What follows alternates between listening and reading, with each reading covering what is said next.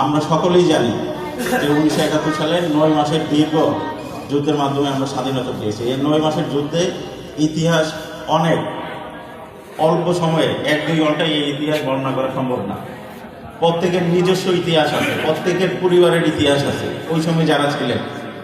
কারোর আত্মত্যাগের ইতিহাস আছে, কারোর জীবন নিয়ে পালানোর ইতিহাস আছে, কারোর যুদ্ধ করার ইতিহাস আছে, কেউ হয়তো তার সপরিবারে মারা গেছে, তার ইতিহাস কেউ জানে না। এরকম ইতিহাস আছে। পরবর্তী সময়ে যারা এই স্বাধীনতা এনে দিয়েছেন তাদের সাথে এই 50 বছরে ঘটে যাওয়া সেই ইতিহাসও প্রত্যেকে আছে। এই সকল ইতিহাস কিন্তু আমরা একসাথে জানতে পারবো না, কিন্তু আমরা যেটা করতে পারি যে আপনাদের প্রতি শ্রদ্ধা জ্ঞাপন করতে পারি। আপনাদেরকে আমরা হয়তো ঠিক জায়গায় বসতে দিতে পারি নাই, অথবা ঠিক মতো উপহার দিতে পারি নাই, কিন্তু আমার এই চেয়ারের তুলনায় আপনাদের মর্যাদা অনেক বেশি। প্রধানমন্ত্রী, রাষ্ট্র